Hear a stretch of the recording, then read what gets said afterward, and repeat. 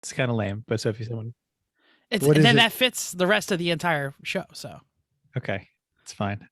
We'll see what we can do. We're doing it live. You always do it live. We're building the plane as we fly it. As somebody who's driving a plane, it's not flying a plane. It's not too bad. Welcome to Everyone Racers, a show designed for the world of low-dollar racing and oddball car culture. It doesn't matter what kind of Lemma Champ or Lucky Track Dog League you run, SCCA or NASA, we won't discriminate, as long as you drive it hard and built it yourself. Join us each week for tech discussion, tips, tricks, news and notes in the world of amateur endurance racing, whether it's on the spot, hella sweet, or we're lucky enough and Chrissy gives us just the tip. We're sure you'll giggle a little and learn even less. Everyone report to the paddock. This is Chris. This is Chrissy. I'm Jeff. And I'm Mental. And we are Everyone Racers. Thanks for listening to an American Motors episode of our podcast. It's episode 232. Raise your hand if you've owned a 232 from AMC. Am I the only one? I've owned a variant that if you keep talking, we'll discuss. The 232 by AMC from 1964 to 1979 was the base inline six engine for several cars, including the Rambler Classic, Jeep CJ5, Gremlin, and Pacer, and would eventually be evolved into the Jeep 258 and the 4.0 used through 2006. You had a 4.0?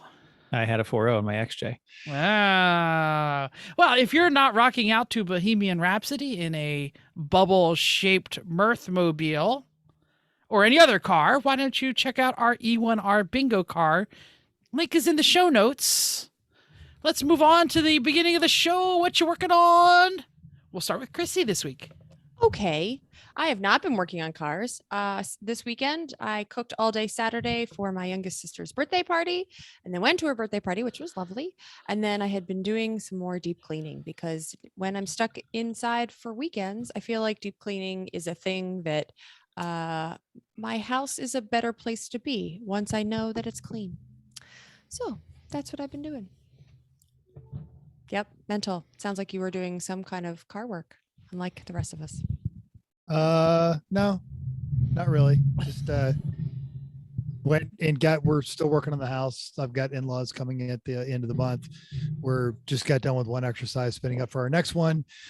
I was rearranging some stuff in the garage. That's what I was getting at. I was thinking that was I got the subframe for the 928 disassembled, so it doesn't take up nearly as much space. And then I replaced it with a transaxle torque tube shifter and a bunch of stuff for Pantless Matt, who I found a bargain for some of his planned upgrades here locally. He'll be coming to get that next month. I was helping our buddy JP. So look soon, they're this close to new episodes of Bid Nerds. The podcast studio should actually be functional on Friday. Ideally, I'll be over there trying to learn some of the software. And Sunday, I've got the Las Vegas half marathon because they're not running a full marathon this year. Torque tube and shifter and all of that. Is that parts you might find in Corvette magazine? You might. You got to fold it all the way out. Yes. All right. Well, and I don't think we're talking about it. It's not keeping it class. Speed Ventures, an organization out here on the West Coast. They do a lot of track day events. They have a Corvette Cup, and Pantless Matt, being a talented driver, has been dominating their stock class in these time attack style events out here on the West Coast. And once he wins that, he is looking to move up into the modified. So he has been gathering certain parts that fall within the his next class level. Good luck, Matt. Cool. Chris, what you working on? Sorry, I was gonna. Yeah, Chris. I've been working at my part-time toy store job for the last week or so, basically. But if you're here for the high and lowest signing, it has been moved to the Springfield Arena. Exactly. But fortunately, it's all coming together. Literally, we've moved on to Legos.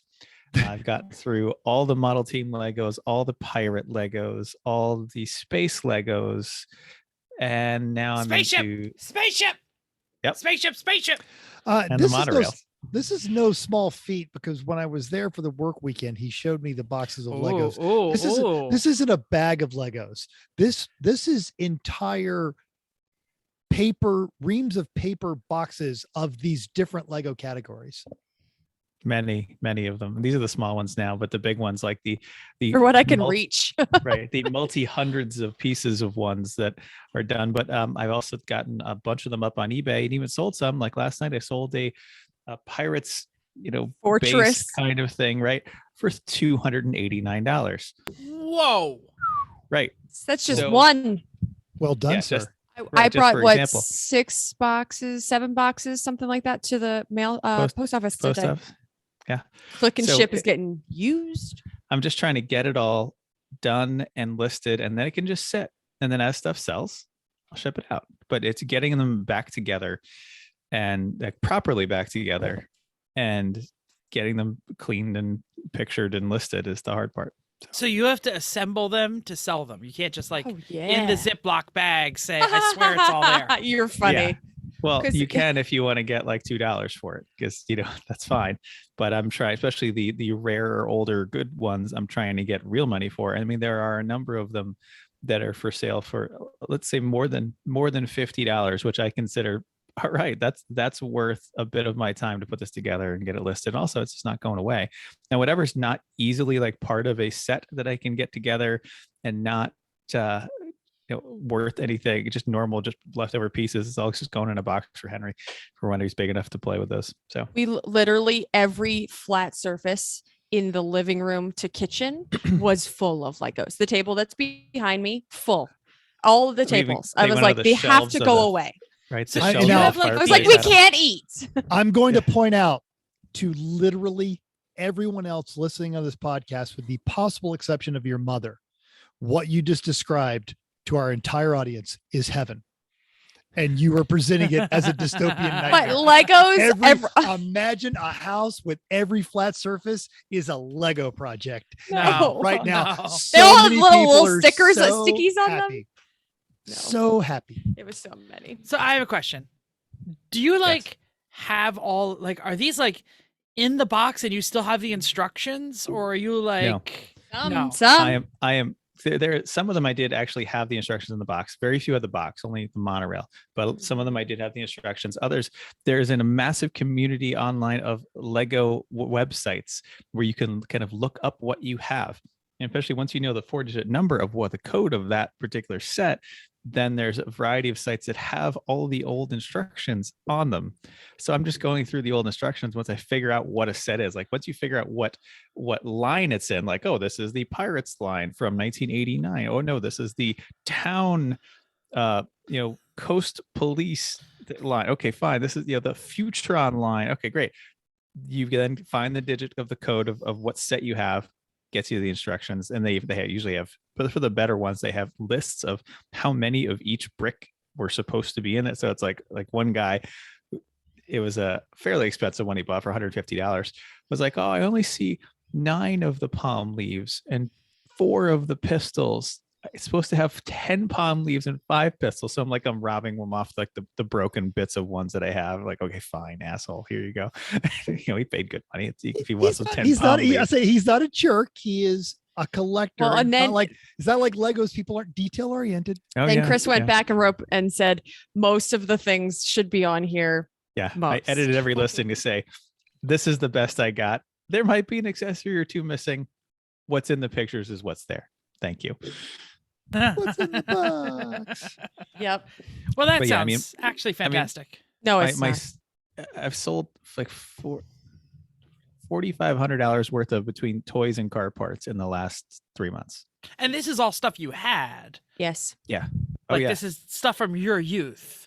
Yeah, plus like stuff from the Civic, like some of the interior parts I've sold for a few bucks. I meant had the those toys Alfa and the Romeo. Legos. Oh, the are to- oh, all- yeah. Yes. Stuff that came home from my mom's house that has been in her attic since like 1992. See, my mom just threw all that shit away, including my Right? first car. Like I left my first car in front of No the yard way. and she threw it out. And then she had the audacity to be like, oh, look, I found in your room the steering wheel. And it's like, I don't have the car anymore. It's not much help. I'm not scarred at all. You're Yeah. you're so And You're speaking so- of people that are scarred, You're so- Erling, yet again, you're someone so weird about like a bus that crashed, full of Sorry, people. Erling. he's so Nice upset. Swedish people. Yeah. right, Jeff, we'll just keep going. I mean, you're already on a All roll. right. What else are you working on aside from your anger management issues? My anger management issues, yeah. So I had to work one of the days on campus. We had a nice Black Lives Matter march. That was pretty exciting. We got to go to Atlantic City, where we were just talking about, and shake some signs. That was fun. So I only had one day, and winter was back, so I did just a bunch of little house projects, nothing worth discussing. But I do have something to discuss. So my wife, as I mentioned before, Jennifer, lovely town of Jennifer, 2015 Subaru Forester that I just did all the suspension on, goes to the dealership for oil changes because they're cheaper than local, because she frequently gets them for free because it says in her customer profile, give this bitch something free or she'll kill you. Took her car to the dealer for an oil change, and I told her before she went, look, I'm not really 100% sure I got the suspension all back perfect in alignment. They offer you an alignment every single time you go, and it's been like 1 degree out. If they offer you the alignment this time, take it. They don't even check the alignment. So she's like, why didn't you check the alignment? She's like, oh, the machine was busy, so we didn't do it. She says, well, I would like you to check the alignment. So I check the alignment, and they go, oh man, it's way off. It was not way off. Red flag number 1. It might have been a little off, but it was not way off. So they tell her they'll do the alignment, $99, thought it was a good price, good dealer price. They come back and they say, oh, it seems that somebody has put on a whole bunch of new parts recently, and they're all aftermarket parts. And a lot of the bolts are not the right size, so we weren't able to get the alignment perfect. We did the best we can. And some of them were on too tight, and we couldn't get them off. I'm like, they said what? Crazy talk. I don't know. Maybe that survived the 25's done you a lot of good, and now you're a super strong man. You wrench down on those bolts and they can't move. Or it's called impact gun.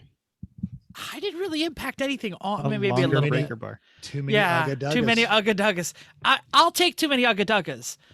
But every bolt was the same. Every bolt was stock Subaru. So I don't know what they're talking about bolts not long enough. Whatever. It's it called came back. dealer. It's because dealer. Because dealer. It's like, you have 20 minutes to do this. Do as best you can in 20 minutes, and we'll bullshit the excuse for the rest of it. Basically. That's what happened. Yes, because she had to get in front of people and wasn't scheduled, and everybody's going, can you get that thing off the rack? Right. I'm busy. I've got stuff to do. This wasn't scheduled. Get out of here. Oh, and again, the light is flashing on the service person's computer saying, get this bitch out of the showroom. So now what? No, nothing. It's fine. She's like, yeah, it's whatever little teeny bit of pull it had is gone. So. Oh, okay, good. Yeah. Oh, right. As long as you're good with it, and that's good. I'm fine with it. We love F1. I know there's so much going on in social media about F1. It's coming. Oh, we love F1. Watching it. Maximum Lexi, we don't know who you are, and I'm mad at you. But we are going to be heading up our E1R F1 Fantasy League again soon. Can we kick people out? We need to kick him out. We'll set up this time to where you can't pay the extra money. You have to come in bone stock.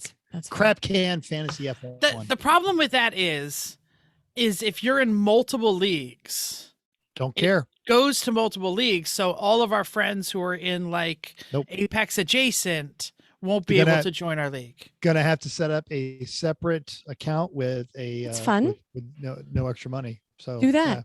Set up two different emails. I like that idea.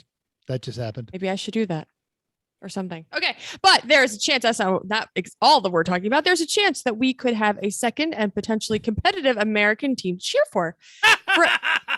I'm sorry. I know it's a comedy show. Fred Smith at Road and Track relays Mario Andretti his announcement from late last week. The senior Andretti confirmed to Racer Magazine that his son Michael's program has all of its funding, including the $200 million one-time fee to join the grid. He revealed that logistic plans are in place, as well as one potential driver, American Colton Herta, the same driver Andretti had when they attempted to buy Sauber last year. Plans are already in place.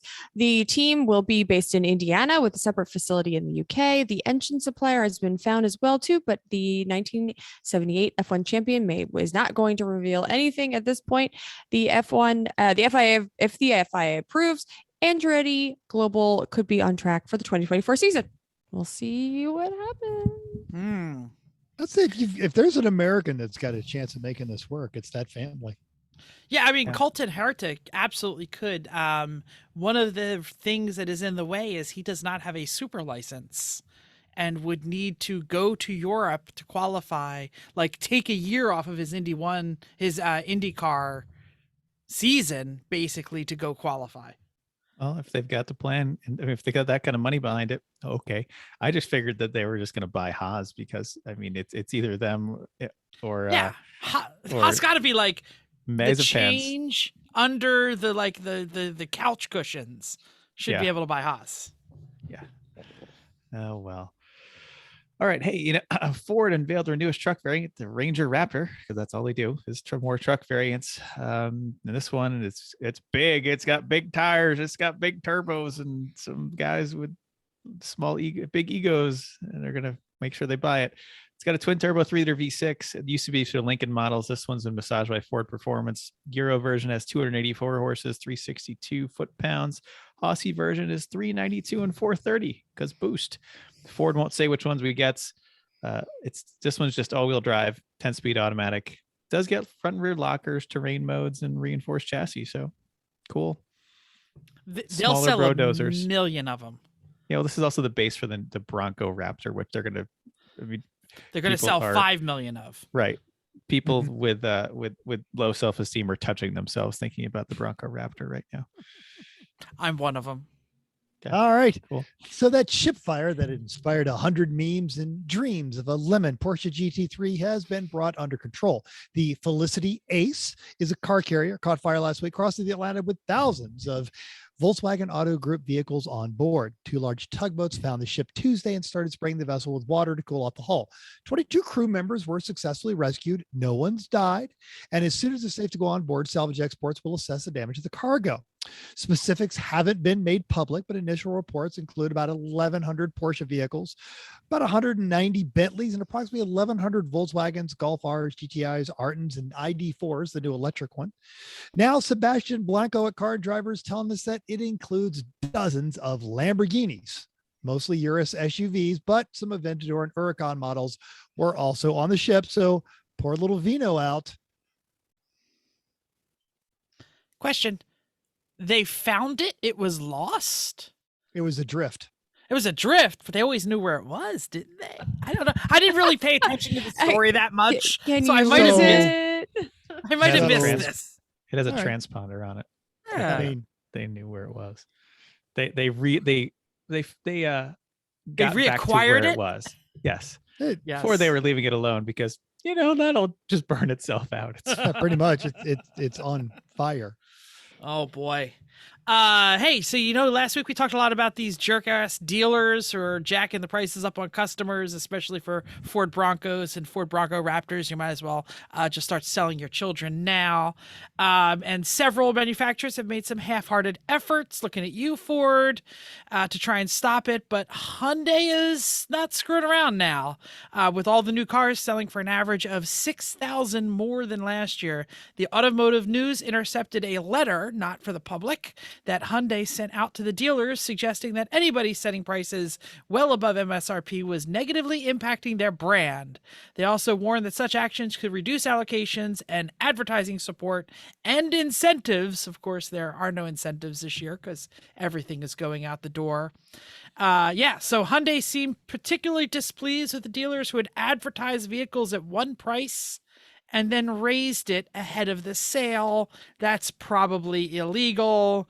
There was a letter that was signed by Randy Parker, Senior VP of Hyundai Motor America, and Claudia Marquez, Marquez, COO of Genesis North America, and it said, quote, all these practices result in the sale of vehicles above MSRP prices, in some cases way above MSRP prices, are damaging our brand's long-term ability to capture new customers and retain loyal ones. We cannot stand idly by watching the actions of the aforementioned dealers undo all the efforts we collectively have put into making these brands what they are today.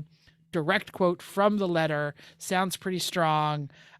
It's like they figured out that, you know, if you piss us off when we buy a car, we're not going to come back. Surprise? Yep. I don't know. No. Screw the whole dealer system. I don't think anything's gonna happen from it. I mean, Hyundai dealers, if they're not shady, like the only ones shady are Kia and Mitsubishi dealers. So Well, Kia is the same family. I know. So, I know. Yeah.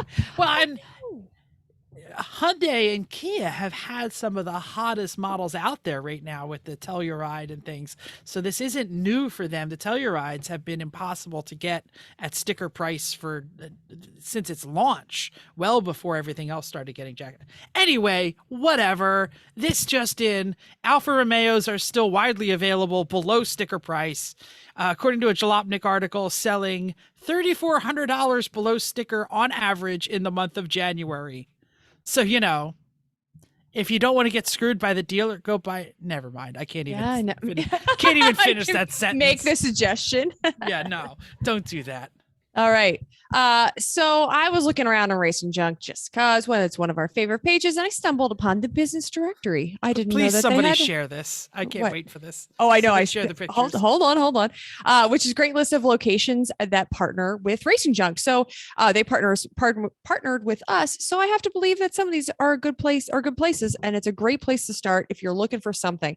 They have trailer shops. They have locations that do fiberglass, performance shops, all kinds of stuff. You could ask the internet, but this is a good place, an additional resource to check things out. While I was browsing the classified section, I stumbled upon a section. Picture this. You're at the Jersey Shore or any shore or beach town or something like that. You're walking on the boardwalk and you hear this loud revving truck coming from the beach. That's right. It's a monster truck. And then you say, where could I get said monster truck? Wouldn't it be awesome if I could get a monster? Oh, I lost my notes. Okay. Sorry. Well, that's okay.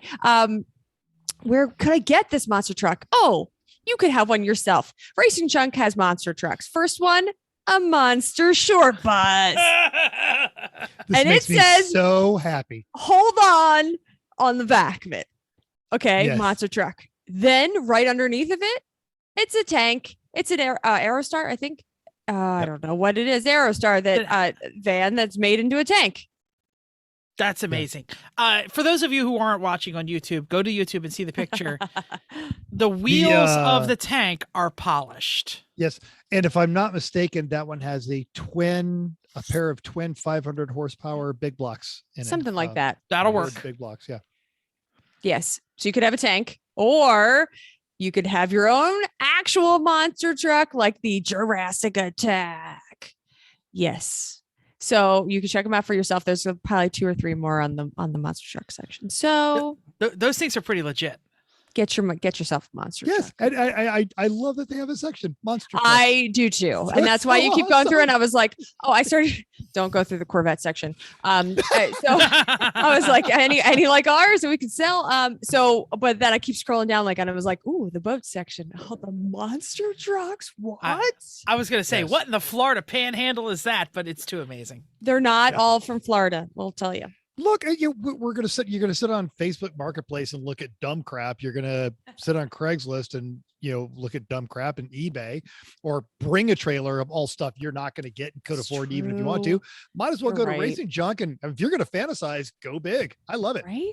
Yeah. And they were some of them were fairly reasonable.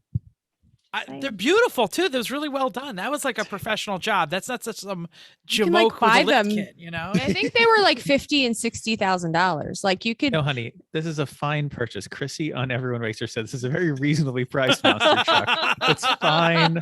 And bring it you home. know the objection from all of the spouses of our listeners being like, no way, Chrissy said that. I Michael said did. that. Jeff said that. There's no way Okay, Chrissy so did that. the bus was expensive, but the actual monster trucks were not that expensive. So Upcoming races. Last week's guest, Bill Fisher, is headed to CMP for the opening round of the Lucky Dog Southern Cup So race. jealous. You just Bill and left. Alex are going to be there with 42 cars, which 10 BMWs, including them, which Boring. are still boring. Boring. But a Yeah, good ratio. 25%. All right. Yeah, that's an okay ratio. Yep, 6 Miatas, 3 Hondas, 2 Porsches, and Team Race Bar. So at least someone will be having fun. Between Alex and Alex. This is also a BMW, but it's definitely not boring. Not a boring BMW. Yeah. Recent results. Okay.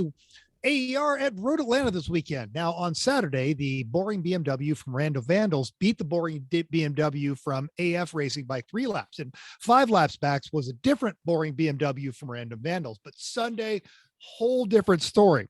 You see, a boring BMW from Random Vandals that finished third on Saturday finished first on by 9 laps over a Cayman from Angry Croc Racing because they left their 3 boring BMWs at home.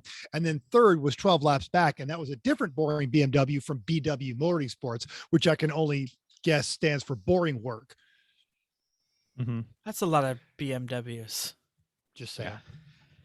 Listener feedback time. On the aforementioned discussion of the flaming ship full of Porsches, we posted a snarky picture of a meme, of course, of a GT3 on a floating door with Leo DiCaprio a la Titanic. And I really thought Tyler Stank won the caption this meme contest by saying any Porsche can be water cooled if it sinks. And then David Eckel showed up and said, shouldn't the Porsche be painted silver rose? Done. And hey, Best joke. the swimming pool in the Titanic is still full of water. It's very functional. Yeah, totally. I think it's full of algae, though. But there's water. There's a lot of water in there. Fine. So Somebody needs to vacuum it, though. It's Right. got a lot of dirt in it, probably. Someone put a shock treatment in that thing. Last week's Cage from a Kid episode, Chris Mills said, please help Mental with the cage in the new Chris Vention Civic. So Vicky and Bill, apparently you have to go book a flight to Oklahoma or wherever they are these days building that thing. No, that's the one I asked you about when I said, tell me about this engine. It's in my storage space. Oh, good. On the YouTubes, Michael K chimed in. FYI, the nice thing about working with Roll Cage Components, the company that supplied Garage Heroes, the kit, is that you can tell Jim things like, I need the main hoop diagonal to end 4 inches higher than normal, or we need a harness bar notched for a center 26 inches from the center line on the main hoop. Of course, all of this assumes you know such things when you're ordering them. When we did specify the door bar distance with the vintage Mazda 626, put in the notes section on the sheet and made it very clear when we talked to Jim about it. Good to know. But he did take issue with Jeff's need for a specific brand of cutting. Quote, cutting oil for cages is just use motor oil in a spray bottle or an oil can. That's a terrible idea. That's actually not that terrible of an idea, but Greg O'Brien checked in on the Facebook and he disagreed with Michael K. He said, and showed us his brand spanking new bottle of Tap Magic, saying, I can't wait to try it. And the boys at Cheesebolt have never used a dedicated product for cutting oil before, and they have a few cages coming up. So good luck to the boys at Cheesebolt, but you're not going to top the tempo. So just keep trying. This segment is apparently brought to you by Goldfish Megabytes, as Mental held them nicely into the camera there. So we can see what those sound delicious. How big are they? Fluid film. Oh, don't let your junk rust. Okay. Yep. Got to keep your junk lubricated. All right. Tim B, FSPR fame, asked an actual good question. Why do you prefer the long bar cage method versus the Halo bar? Is it just because of the one tricky notch, or are there other reasons? And Jeff is knocking over things on his desk. Oh my goodness. That question makes him so mad every time. Yep. Tim, here's my reason. Yeah, that tricky notch is terrible, but also that bar where it attaches to the Halo bar, it's kind of in shear in the weld there. It's so it I don't really like welds in shear that are really under force like that. I also think you can get a better fit to the body with the long bar. Jeff. I don't think the Halo is easier as people say it is. And I don't think it's the notch, but I think, you know, you're absolutely right that the halo then has to be the lowest point of the body, while the long tubes can kind of more conform to the body. But when we did the last halo, and I can't remember why we were doing a halo for some reason, we did it on the ombre because it was an exo cage. because there's an exo cage. It's not as easy to make as you think. So try the long bar. It was actually not that hard. Once you figure it out, it's not that hard. Yep. All right. Survive the 25 update. We've got our update from the man himself, Jeff. 4th place, 27 points. 4th place. I have not updated in a while, but I have lost 2 more pounds, which means I am not going to make the 25. It is very far away. And I also had trouble with my simulator, so I've lost those hours. So I'm doing my best. I don't think 25 is attainable, but I'm going to try and get to 20. But man, I got a long way to go. I did mention that I joined the other gym, but I haven't actually accomplished getting there yet. Oh, Hey, come on. Anorexia can work for you joined. too. Yo, that's so bad. Food poisoning and intestinal parasites helped me. Stop. Tapeworms? Yeah. Stop. I do say I might not be losing Laxative a ton abuse? I might not be losing a ton of weight, but I've definitely lost a decent amount around my waist, because like I'm having to crank in my belts like an extra notch and things that used to be too tight are now fitting. So whatever's happening, I definitely feel better about everything I'm doing. I'm still tapeworm. no, it's not a tapeworm. I'm still working out like a madman. It's just I think at 49, because I'm not yet 50, that'll come in like a week and a half or so. I just think I've never really learned how to diet correctly, because it used to come off like that and now it doesn't. Getting old sucks. Yep. Yeah. No fun. Beats the alternative. Yeah, it's true. Being dead? Yes. Mm-hmm. Yeah. Oh, okay. Yeah. Okay. So let's talk some racing. So Lemon's Funduro was at Sonoma, followed by a brief banger cross at Phoenix. In the booth was an actual real racer, Ryan Lewis, who shared some of his insights regarding folks who take it too seriously among people who get paid to do it. The next event is Wednesday, March 16th. Put that on your calendar because it's a random day of the week. I'm sure you'll see it on Facebook and social media, though. It is the famous roller derby at Road Atlanta, followed by the even more famous No Pedal, No Wheel. That sounds fun. And we had our sorry. The broadcast was actually really funny. Good job to all of you. I think Ryan Lewis had some fantastic insights about racing, but the best insight was that who is Ryan Lewis that we know, who sings with Macklemore, right? Macklemore and Ryan Lewis produces. Ryan Lewis, the racer, owned RyanLewis.com and had to sell it to Ryan Lewis from Macklemore for whatever Friday. He didn't have to sell it. He said, Ryan Lewis had to buy it from him. Yes. I sold that sucker my .com name. I thought that was fantastic. Yes. Nice guy. Eric's going to try really, really hard to get him out and judge a race. And so if you see a very fit English fellow when you pull into the penalty box, don't try to bullshit him, because he already knows what you did, and you're not going to get that cold tire excuse past him. No. Okay. Can I go now? Yes. That's mentally another megabyte. So I got time. All right. Our E1R race, we started Twinkies, at whatever. Okayama with touring cars and street stocks, and then went to the Circuit de Port Ricard in Xfinity Cup cars. Both of these were specific requests by the work burglar. So Tyler Stank came in first in the first race, with Andrew Pullman right behind him. In the second race, Uncle Dave took the first spot. So there's always someone there. Monday nights, 9 and 10. It's usually just a good time. No one cares. Laugh it up. Crash at the back with Jeff and I. Yep. Or run at the front with Tyler and Dave. Wartburger and Aaron and Dave and everything. I did have some computer troubles. I did fix it, but didn't get in time for the 10 o'clock race. So I'll be there next week. And I just wanted to say thanks to Chrissy's mom and dad for listening to us for all these years. Thanks. They'll appreciate it when they get there. Just want to make sure to get the dad in. He would appreciate it. He will. That's very nice. With the conclusion of the foosball 2 weeks ago and the running of the Daytona 500, sports ball is officially done. The Piggers really did awesome. And racing Piggers. season, go Piggers. Racing season has started. Now, while the weather where you live might say different, it actually snowed on me today. It was 52 degrees, but we had a bizarre set of Virga come through, and I was getting pelted with snowflakes this afternoon. It was nice here. Yes. Here, what we're I talking want to about. rub that in. It was 65 degrees here today, Mental. Ooh, very nice. Just want to say that had better weather than you just because we can. I'll mark that down. That makes it 1. 1 to 364, I think is the answer.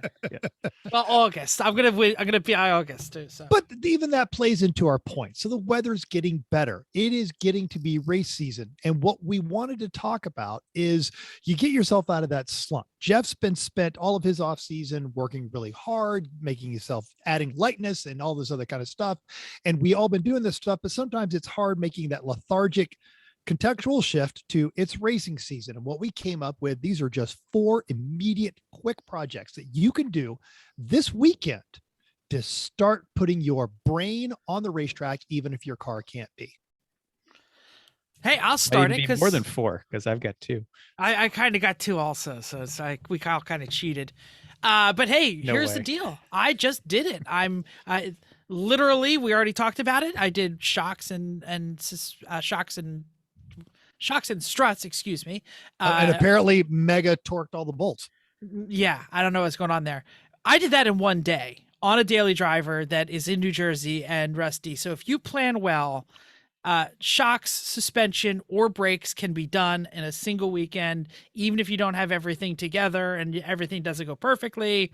Wheels off, do the work, wheels back on, drop it down, drive that puppy to the track the next weekend or to work the next week.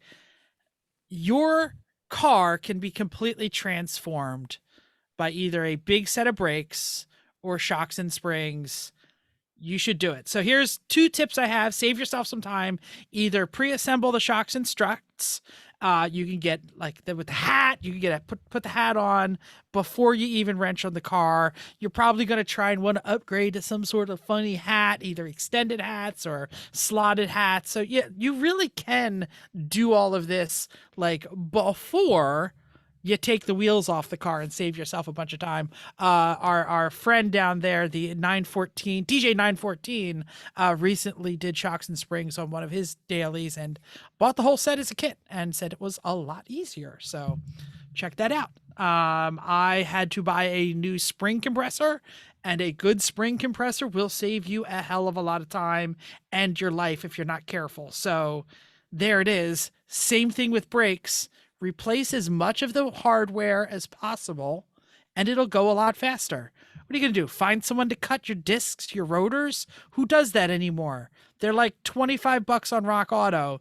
Get new discs, new pads. It'll come with the hardware. Slap all those puppies in. If you can't do that in a day, practice more. And Mic while drop. you're in there, I'll also say while you're in there, especially on a daily driver, you probably haven't changed the brake fluid ever. All your wheels are off.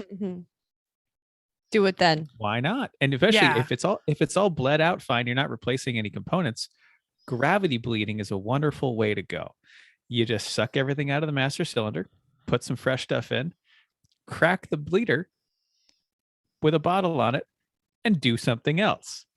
And as long as you come back before the master cylinder is empty, hey, you know what? You just flush the brake fluid out of that wheel. It's a really, really convenient way to do it. No effort, gets it done. And that saves your brakes. Like that's why calipers seize up, is because there's water and junk that goes to the piston, which is the lowest point. And then when they seize. Bleed goes without saying. If you have to bleed them whenever you're taking them apart. I mean, you don't have to, but you should because you listen to our podcast and you understand it. Buy the dang pressure bleeder so you have to stop annoying your wife. I'll go bring her down here and she'll agree. You don't even need it for the gravity bleed. If there's nothing wrong with your brake system, you didn't Sure. open it up. Seriously, just crack the thing, walk away, come back, and it's clear. It's amazing. I like the pressure. I know, but this takes less effort. Even it's like, And you don't need your wife. Actually do nothing. We'll Or open that go wheel around and and do work one on of the those other one, Go do one of the suspension bits while your front Yeah. wheel is doing his. and then you can gravity. As keep long an as eye somebody's watching on the bottle to make Mhm. keep an eye on the bottle. You know, if it gets to a certain point, oh, I guess I gotta go refill the master. Good Yeah. idea. Mhm. So Jeff was saying, okay, are you done? But did you actually mic drop? I wasn't sure, just making sure. So at your end of your mic drop, you were saying that you just get everything on Rock Auto. While you're there, get yourself some wiper blades for your cars and get parts that you just like, more oil filters and things that you could need. So I There's a didn't little- Find the what? little truck icon next to the stuff you want. So if it's already shipping from the place you're shipping from, yeah, toss the wiper blades, the oil filters. When's the last time you changed the cabin air filter? Come on. I'm And gonna if you're not a Rock Auto person, they got it at O'Reilly's. who's not a Rock Auto Or person? whatever flaps I'm not you friends prefer. with you. But yeah, we've Just almost covered the door to our garage in unique Rock Auto magnets. We're getting Literally, close. and they're unique. Every once in a while, I there's get two, this. I get the same one, all the same 20, like all the time. Well, so do we, because we get 40 things from Rock Yeah, it's Auto, true. and we just keep getting the same 20 when we throw those away. Anyway, so I am pivoting a little bit from your race car, but you can do these things on your race car. My suggestion is for, especially when it gets warmer, is to detail your daily. You could also do your race car. I know this is almost, Jeff was trying to fight me for this one, but I went with it. Yeah. And I'm kidding. Come on. Right? You don't even know what these words mean.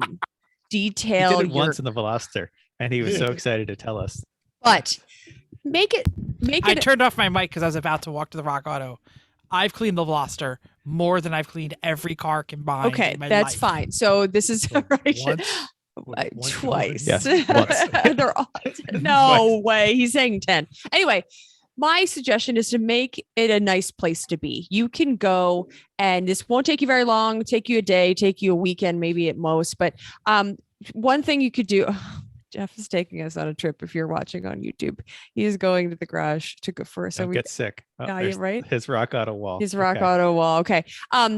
Wash the engine bay. Once you get it clean, wash it with, if you have pressure washer out, if you have, at least just rinse it off, spray some Simple Green, wash off your engine bay, and then you can check for leaks, check for something that's different. Then you stick your head in there and look around for stuff.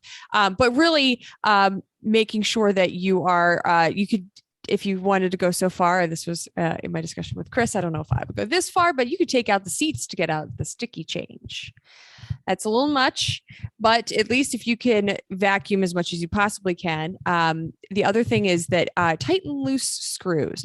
So when you spend a lot of time, especially like Jeff, and probably mental, but I used to spend a lot of time in the car because I used to do good, 1 to 2 hours a day, a one way. So I spent a lot of time in the car. I noticed that when my sun visor, when I would use it too much because I had an economy car, I would put it back and forth. And then the screw used to come a little bit loose. And so it's things like that. You're just like, oh, it's so annoying. But then you get out of the car and you're like, okay, I'm going to go do something in my house. I'm not thinking about the things that I need to do in my car. Now is the time to do them. Go around and fix all the problems that you had. And you said, like, it's not hard to do the screw, but I never remember to do it.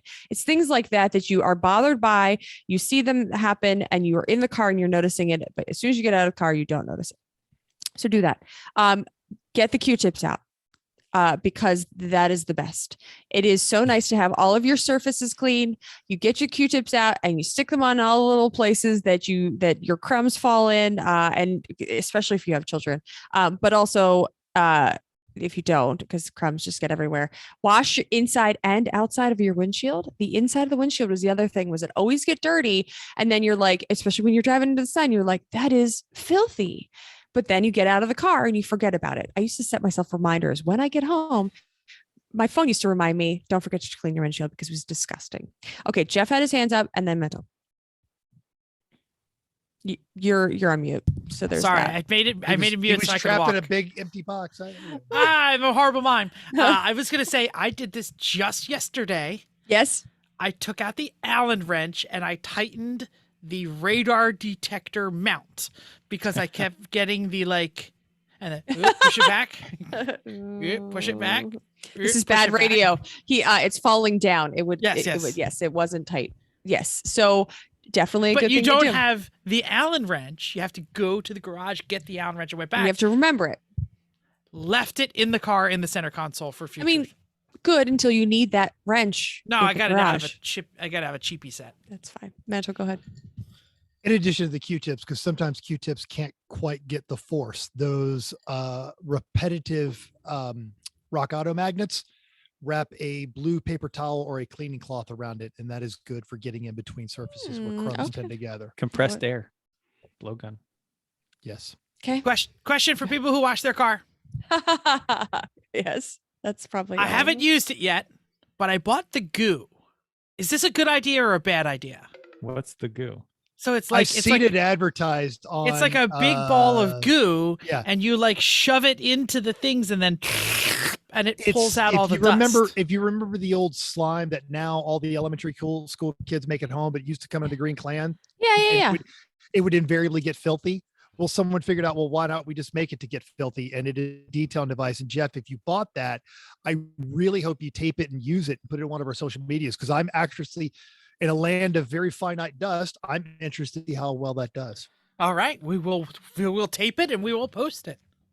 So All right. this is riveting. Okay, Uh, out there, if you use the goo, tell us that you use it and tell us whether it's worth it. And Put it down hopefully there in the doodly doo. you make a schedule to clean your car. The last thing is that when you're vacuuming the whole car, now's the time to check the air in your spare tire, because if you're cleaning stuff out, you're moving stuff around, maybe you don't have as much snow coming through, you're going to put your snow brush in your trunk, and then you're going to check the air in your spare, or make sure that your compressor works if you don't have a spare, blah, blah, blah. That's what. Yeah. Well, I was pointing to mental because that's always important. You know, Right, because we needed to do that. So I was just Yep. thinking about not actually having a spare, and you need to make sure that your spare's in there. We've gone places in the NSX without the spare, so there's things like that that just add it to the list. All right, I'm done. Mhm. Yeah. I'll add to that. Rain-X. Rain-X is wonderful. If you're cleaning the glass, there's no reason not to put the Rain-X on there too, unless you live in the desert and it doesn't rain. Then No, actually, Whatever. even then, it's worth putting the Rain-X on because it is still a polymer coat and it keeps your windshield clean. So yeah, if you're cleaning it, after you clean it, Rain-X it. Cool. All right. Stealing this idea from Chrissy. Now, find out where your next track's going to be. We've actually already posted links to all of the schedules from all of the amateur organizations. You can also go to NASA or your next autocross or just your next track day event, any organization. Know what track you're going to and start to study it now. You, even if you've been there 100 times, there's always something to learn. And this is the infamous make a map. We have an episode on this one. Get those big sheets of paper and draw it all out. You're going to want to note the curbing, the pavement transitions, the surface changes, and you're going to have to go to a couple different sources to find that. YouTube, photos, things of that. Chris If can you- turn his computer one way or the other. And there's a track. There's a And that comes into play as I wrap up this segment. So if you don't already know, knowing those pavement transitions or who got repaved this year is going to give you an idea of the level of grip. How harsh is the curbing in those, and where does that curbing start and where does it end, and how much of it you can actually get the tire on before it starts to disrupt it? Is it slippery when it's wet? Are there bumps on this track? The infamous transition from the main oval up the hill at New Hampshire. There's a big bump. There's a divot there that you try to avoid. Are there new ones? Are there old bumps? Willow Springs, during the course of my last weekend there, developed a hole coming through turn 9, and they had to brief it to us before we started the endurance race because we were going to be running in the dark and we weren't going to see it. And they had patched it over, but they were fully expecting it to come up while we were racing. Where's your runoffs? Where's your dangerous areas? Where's the area that if you go off the track, just straighten up the wheel and suck it up because you're not going to wrestle it back on? Even if you know your track, look at these recent images, pop into these videos, preferably from a different series, not something that you're used to running because you're going to get a different perspective. Asphalt, like everything else, evolves over time. Consider CMP before the repave versus CMP now. In the winter, especially up north. Cracks are going to expand. You got holes that develop. We already talked about the early spring. Check out the forums for folks that ran recent events at the track, or they ran the season closer, or they did one of the winter races that some places do. Add all of these things to your track map. If you haven't or if you have not been there, you don't consider yourself an expert, Ross Bentley is an excellent resource. He has already kind of labeled and drawn out maps of these tracks on the Speed Secrets websites. We're big fans of his. If you are an expert and you do all of this and you go through 17 different sources and you know every bump and transition and everywhere you can go off and everywhere to make a pass and everywhere to defend, and you learn absolutely nothing, congratulations, you have just created a wonderful training tool for your teammates or your paddock buddies who may have never been to this track before. You got kids? It's a big coloring exercise. Get them involved. And now you got a fun family project. So you want to get your brain, you want to start thinking about racing, get your brain on the track before you get there. I love this. Yep. So whenever you're trying to go to the track, you're just thrashing to get stuff done and pack a trailer and pack an RV. My favorite track map story is when we were at Laguna and Chrissy was looking at the track map. Did you draw that track map, or was it? Heck yeah, I did. Yeah, It's actually it was your turn. Chris, turn that way. No, it's behind you. It's over there. We're standing next to the Chrissy drawn track map. I don't remember you flying with the track map. I totally there it is. did. It's got creases in it. You of course flown with it. Totally, I did. And it was fantastic. And you're talking about, we tested, we did this, and we did this, and we did this. And up comes a guy in a suit, and he's got like a funny European accent, and he's like this and this and this and this. And he's like, and we're like, and he was like enamored with your track map. He was like, this is the greatest thing ever. That guy, Johann Schwartz. Yeah, record holder for longest drift. Chris can see a signed picture that's in our office. He signed it. Yep. Mm-hmm. Yep. He loved that map. He thought it was the greatest thing ever. And so you can see him now in the Continental Tire Series. He is a professional driver who happened to be there for the weekend. That's a lovely story. And he knew he had something to learn. So it comes to Chrissy to learn. He just joined the conversation. He was like, oh yeah, I felt that too. And I was like, you're right. And I was like, oh, have you been here before? And you're like, I didn't know who he was. All right. It's, thanks to Race Image, you really can't tell from a guy's suit if they're real or not.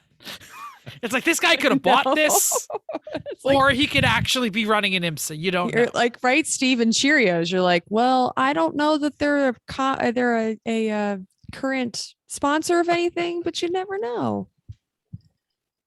Yep. All right, go ahead, Chris.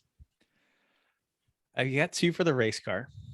First one is, when you first built your race car, you didn't do much in the way of the interior. Like, whatever, it's got a tack, it's got an oil pressure, like, yeah, it's fine, right? And over time, you may have added some things like, we need to add the switch because the radiator fan won't turn on quick, like we're doing that Saturday night, right? An oil pressure gauge might be a good idea because we blew that motor last time. So putting that in. So you keep adding stuff, keep putting stuff in, and now your interior looks like a 12-year-old homeless monkey made it, because it's all just field expedient repairs. Homeless monkey. Yes, as opposed to the well-housed monkey. No, sorry, I apologize. A monkey experiencing homelessness. I need to be PC. Thank you. Right, Jeff's social justice warrior. So it's probably a mess. You probably can't see half the gauges. The switch is kind of it's not tight in the thing. The wiring is just like vampire clamps, whatever you could do at the time, right? So this is a great time to reimagine your interior and your dash. Like, let's get gauges that you can see, like pointed toward you, maybe or just in your line of sight. Let's have warning lights next to the gauges that they deal with, so it'll bring your attention to the thing you need to see. Let's go back to the show we had with Hamza. Let's look at that. How do you align your switches? Like, make the switches in the right spot, make them work, make them be how you expect to do, make them feel correctly. Okay, great. Get the gauges you need to see the most at the right level, the lesser ones down low. Like, make a gauge panel that when you pull the fire handle, the gauge panel isn't going to come off in your hand when you pull the fire handle. Right? Move your other fire handles where the safety guy can get it. Yeah. So many people's interiors look tragic because they were done as a secondary afterthought only when entirely necessary. Jeff. I just would like to mention to our friends at Race Bar, this is more than a 1-day job for you. This is Sure. like a 4-month job for that frickin' 5 Series with all of that wiring. Yeah, it's a It's 7 a series, 7. even better. 7 Series, Yeah. whatever. So think about it and think about what are the important things you need to see and what are not. Where can you put them? Take your time. Sit out in the car. Just sit in the car with a beverage and a piece of paper. It's a great time. Enjoy it. Sketch it all out. Make it work. You're going to be happy you did, because next time you're out in the car, you're actually going to be able to see what you need to know, and you're going to be able to, hopefully help your idiot teammates not blow the car up. And if you lose me at any point, it's because my headphones are now saying, these are the finest Chinese headphones. Please charging. One of the things that from the Humps episode 2, helping out your teammates, is all gauges when they're normal should kind of all point the same direction. Clocked. Yep. Mm-hmm.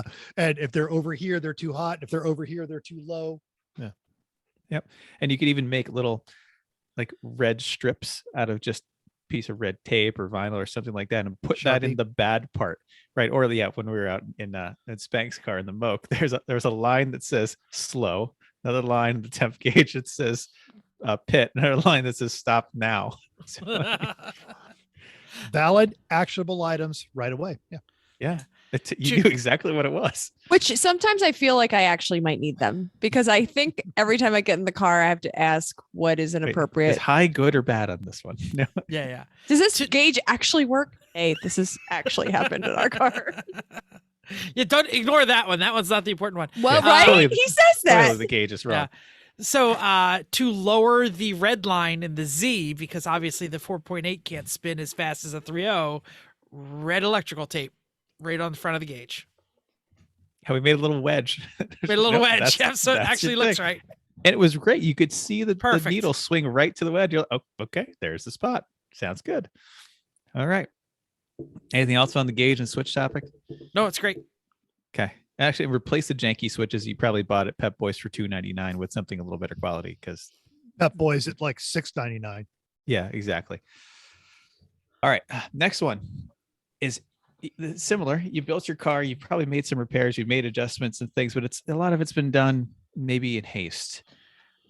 So your suspension might have some issues that you don't know about. So now is a great time to take your time to go through it. So I'm suggesting you actually loosen every bolt in your suspension, not take them off, but just loosen them to make sure that they're not bound up, that there's nothing binding, that all the things can actually move as they should. That none of the suspension holes have been hogged out because the bolt rusted to the bushing, and over time it's just been moving a little bit, and now you've got a slotted hole that you didn't know you had. That's causing weird things. Like put a pry bar on all the important components. Make sure nothing is unnecessarily loose. So once you've done that, actually torque them all up to the right spec with the car suspension loaded, which you want to do to save your bushings, because your bushings, when they gets tight, the bushings can't move and flex. You want them to flex from their normal loaded spot so that they can go down, they can go up, they can do everything from that. Because if you tighten them when they're unloaded, once you get the car fully loaded, you're actually putting a lot of undue strain on your bushings. So really loosen That's everything. a great tip, and something that you probably didn't do. Like when you built it, you probably built that suspension I while did, it was but- flying in the air. You know what I mean? Like I'm 99 out of 100. And even if you have to you can't put it down, okay, you can put a jack under the control arm and jack it up until it's lifting up off that jack stand a little bit. That's as loaded as you can need it to be. All right. And then tighten them all up. And that, this way you can avoid seize bolts. You can avoid loose bolts you didn't know about. You can avoid anything binding up. You can avoid bushing tears, just maybe you have a bushing that's bad. You didn't know it at the end of last year. You put the car away in October. You said, screw this. I'm not looking at this piece of junk anymore. now's the time to fix it. So because pressing out bushings at the track when you have a bushing fail in the middle of a 24 and you can't find a press anywhere, and you're trying to find a diesel pusher RV to press your thing out on your Honda Del Sol, and you can't, and you end up having to take a stock one and grind it down with a series of angle grinders and quenching it in buckets of water. I don't know anything about any of this. You don't want to do it. So do it at home where you're drinking a couple beers and have nice lights and a comfy bed. But also the thing you say about suspension is so insidious. You've got turn 12 at Road Atlanta that it's always the same way. And it's going to slowly move your parts out of adjustment. That's just one of 1,000 examples of turns that are bad for suspension. And no one's going to notice because it's so small each time. And you just drive accordingly. And then it's one of those things where you go through everything Chris just said about just resetting it to the baseline. You get back in the car and you remember, oh God, this is why I built this thing. It handles so great. Yeah, I mean, we've said it 1,000 times. Endurance racing will stress everything that you don't realize to its limit, past its limit. It's the, what is it? The dripping water that cuts through the rock. It's just again and again and again, lap after lap after lap, hour after hour after hour, abusing every little component. And then once you've done all that, do a good alignment. Like take your time, get the alignment just right. And then you'll know you're starting the year with suspension that is happy, good. Anything goes wrong, it's something new. And I think it makes for a much happier car to drive. It's easier. It's more pleasant. You enjoy it more. It's less likely to do weird things. It's also like a baseline. Yeah. Then if you start out the season, in theory, if nothing happens to it and it's just driving, then you know that either you only have to check the things that should have been wrong, or, then at least you started out at a good point. Or it's a good basis for improvement. Write down where your settings all are. And then if you say, oh, I want to do something to try to get a little, more oversteer. Okay, let's do the alignment this and make one change at a time. And that goes into tuning and stuff, which we've talked about before. But you got to start. Yeah, we have whole you can't episodes just do on it. this. Yeah. Yeah. But at the track with your toe plates, you probably fixed your toe and screwed up your thrust. And there's a million things that you've probably done. Yep. Getting it out on track is not as good as sitting there in February with a harpoon winter lager and enjoying life, making vroom noises. Yeah. Sitting there going, this is going to be awesome. I'm so going to win. It was only the alignment that was stopping me from winning. Totally going to dominate. This thing's totally going to dominate. Totally going to dominate. Yep. Wow. Does anyone have any other thoughts on something you can do this weekend? Mental go. If you think of something, dear listener, that we forgot, get a hold of us on any of our social medias. This is what I did this weekend, or this is what I like to do the weekend before reseason. Any of those ideas, let us know. Something like that Michael K just gave us. Good, helpful feedback that other people in our audience might enjoy. I have a feeling there'll be a what you're working on post this weekend, so it's a great time to do it. Unless everybody's working on their little police boats, or their what do you have, a helipad in the other room? Boy Scout camping. Boy Scout camping. Yep. Oh, so yeah, lots of what you're working on here. I'm definitely going to stare at civic wiring. Half marathon. Sorry. Yeah. Cars and Chrissy likes that police boat. It's the only one I can. It's the only one I can reach. I can't reach them all. They're all like on the other side of the table. Yep. All right. Does anyone have just the hella sweets on the spot? Anything at all? Oh, wow. I thought you were bringing the showdown. I just wanted to make sure no one else came with anything better. So, all right. So on the subject of all the toy store work I've been doing, let's go on the spot. What was maybe not your favorite, but a memorable childhood toy that you had? Let's say pre-age 12, something you had that you were super excited about at the time, enough that it made an impact on you. and I'll start us off just because I just was staring at all of them. Well, that's not fair. Well, it's easy. I'll get us going. Well, okay, this helps. This helps because Right. it gives us I a had- moment. I had the monorail, the Lego monorail. Like I wanted the Lego monorail. That was the coolest thing in 1988 or whatever it was. What's that name again? Monorail? Monorail. What's it mean? It really put Lego on the map. Mono means one. Rail means rail. Yeah. So I really wanted it. I got it. It was great, and I loved it, and I took super good care of it, as evidenced by the fact of how good condition it's in now. When I just put it back together and put it on eBay for $489. So Well, you put it in the original box. That yeah.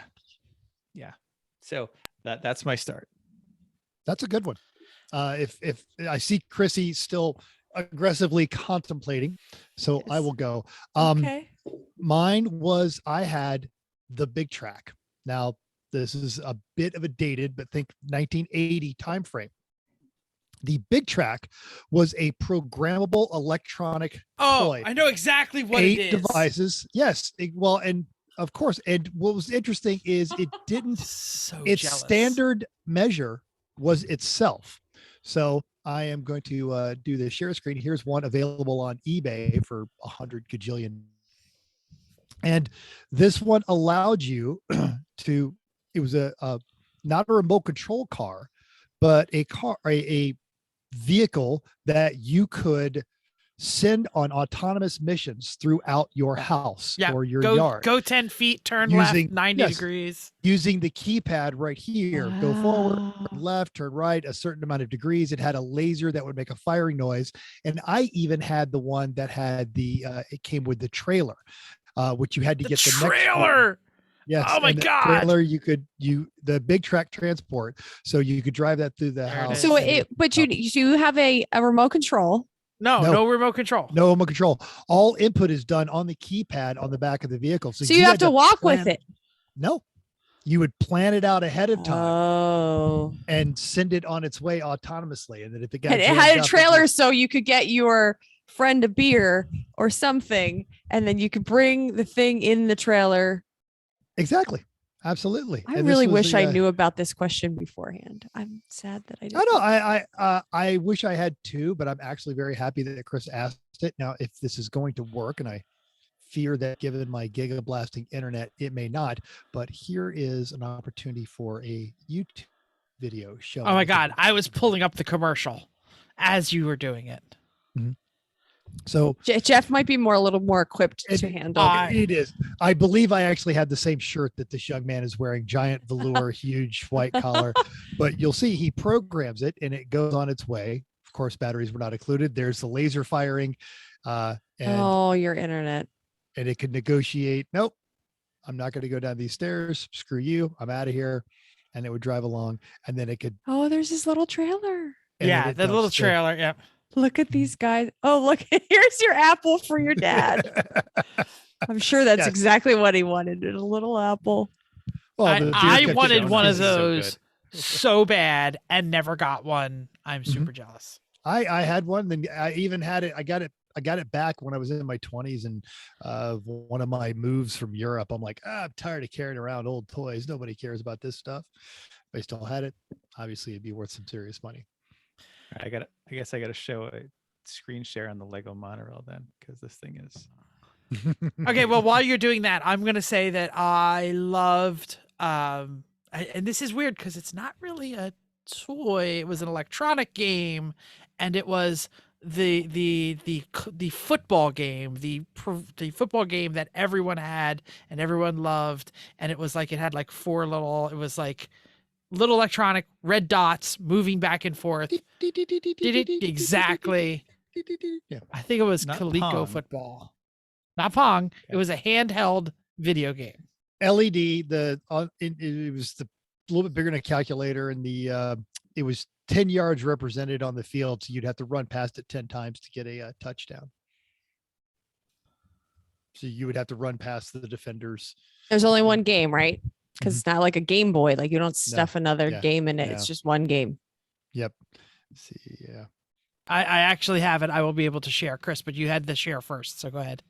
Now you go. I'm trying to find a good Okay. picture of this thing. I really appreciate that you guys are buying me time. This was the game. Oh yeah, there it is. Now this is classic football Oh. 2. Classic football 1 only had 3 directions, so you couldn't actually run backwards. My brother had that. That was lame. I had this one. It was better. Okay. right. Cool. I got mine up. So All right, go ahead. I don't even need to see this video because I saw it happening in our basement. well, it's not a video. It's Oh, okay. Oh, but there you wow. can see. But so it's it- wow. Bricklink this, who has all these. Yes. this is like 5 feet wide, the whole entire track, and it goes up Mhm. and down. And this is a power unit, and this thing will go. It obviously drives itself around, and you change it, if you change the settings at the stations, it changes which direction it goes, and it's got like loading and unloading things. I and, can't even believe you little used guys, yours and because yours literally looks like that. I was good to my toys, like I am Oh my still good to my gosh. toys. So yeah. Wow. Chrissy, did you say something? I'm sorry, I missed it. No, did I say something? Did you I do say your toy? I'm I sorry. did not do my toy. I was just trying to share We're screen. all trying to give you time. No, Yes. yeah, you did a great job. I don't know why it's not listing my. Well, guess I just did tell us wrong. what it is. Oh, okay. So let's keep in mind that I am younger than all of you, and I am a girl. So I will tell you mine. I think I had a lot of dollies, but I think I'm gonna go with Popples. I have no idea what you're about to show me. Okay. Well, No idea what a popple is. that's what happens when you don't. Oh have yes, I vaguely remember these. They are related to puffalumps. they're better. They're not really. I can't find. Hold on. I can feel the rage from Austin right now. See, this is why I didn't. No. Yeah, no. Oh yes. Oh wait, no. These actually were because they were real pillows. Yes. Okay. See, that was me. Yeah. Oh, And then you tuck Well- them into pillows. And they're pillows. Yeah. There you go. that's fantastic. Sure. This is Uh, difficult. I'm sure I had many other things. This is the one that came to mind. That has thought you were- no recollection whatsoever. Like I don't ever remember. You didn't have even a house with seeing girls that in it. commercial. Like, I watched TV. Didn't they have commercials? well, No, then, they had yeah, a cartoon. They had their own cartoon series. they did. I Yeah. watched that And was- they probably had their that's own. what- I watched Gem Yeah. too. I see. what Maybe we Gem is everything exactly- was. In the 80s, everything was a cartoon, a cereal, and a toy. Yeah. pretty much. Three I of think I had all of them. So Mhm. yes, I'm gonna go with that one. If you were saying under 12, Beanie Babies are next. I think I was I was 12 at Beanie I had Babies, some so. Beanie Babies. Mhm. See, I thought, Chrissy, you were going to say the realistic single tape player, the mono speaker with the handle. Well, see, that's what I was gonna go. Oh. That I you was gonna just- go with my Walkman because I Yeah, had a yeah. Walkman Okay. I mean, when I we, was like 10, 11. you didn't give a parameter as to what had some impact. I mean, didn't. I don't know. I It's didn't. No, there was a bunch of them, I'm sure, but this is the one I thought you were going to do. The you one have that it? everyone's seen. Yeah. Oh, yeah. Right. And I It's had just one tape, and it Yeah. was CNC Music Factory. Everybody Dance Now. And That was a everybody nice listen- goal. everybody listened to it all the time, and that's all they listened to. And I know every word to every song on it because it's I got the want little them. handle that pops out and you can carry it Yeah, around. you're The sound absolutely- is so terrible. You're absolutely And- right. Yeah. Okay.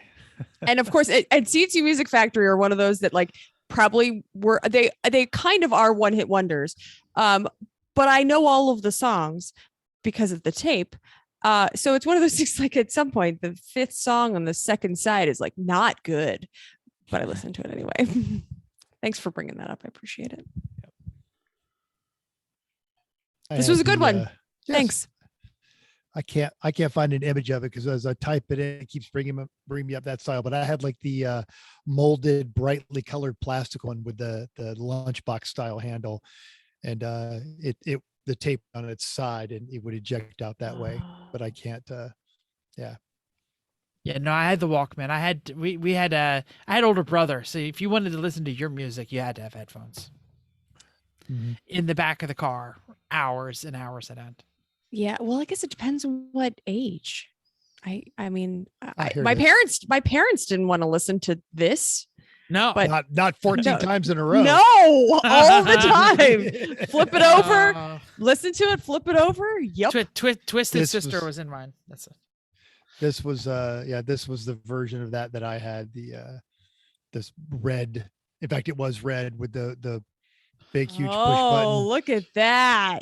Yeah. That looks like a oh wow. Panasonic handheld cassette And- player.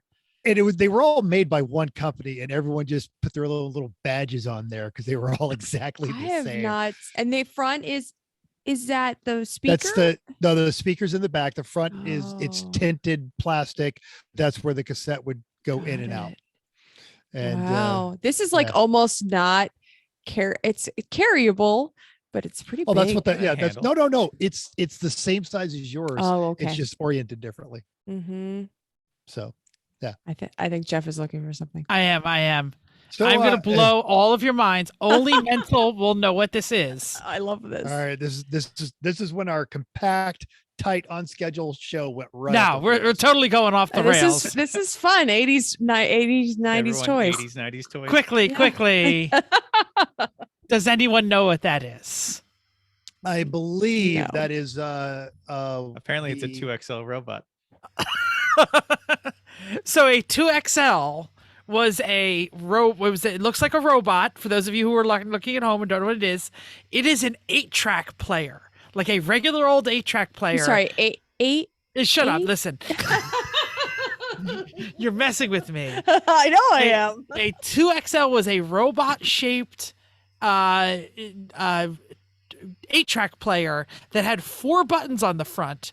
Question A, B, and C, and Yes. it would ask you trivia questions, and you Oh. would push A, B, or C, and it would tell you whether you got it right, and then you would This put is question, pretty fancy. and it would go back.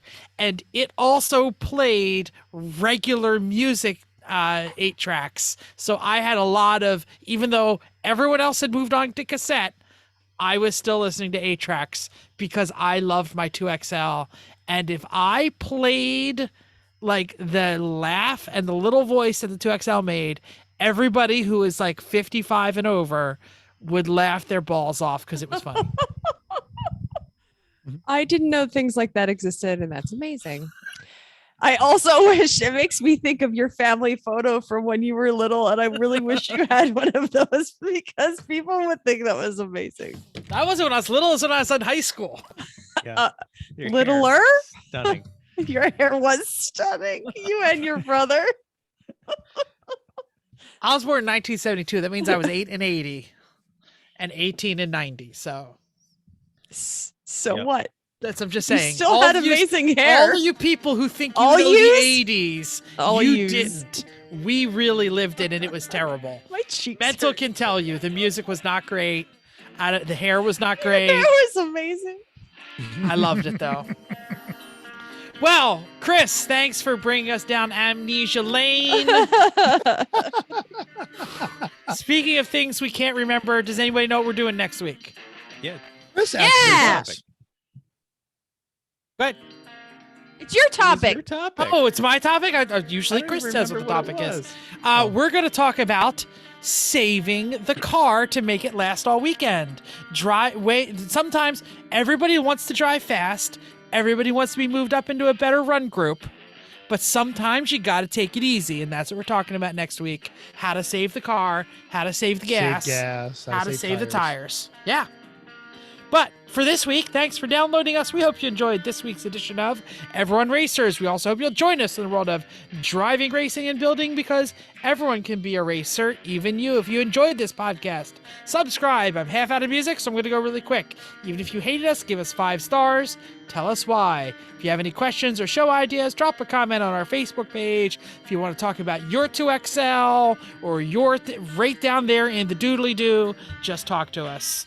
And you got to can do that thumbs up. You got yeah, subscribe thumbs thing, up, because that's how smash more the people like find button. us. Please. Anyway, Everyone Racers, email us at everyone.racers@gmail.com. You can still text Mental at 484-243-0455. Find us on Instagram or Twitter at everyone.racers, YouTube and Facebook under Everyone Racers, or even Reddit at /E1R. Thanks again, and until next week, keep the shiny side up. Unless the wheels are still off because you overbit on that weekend project, and then just stay safe and keep those wheels down.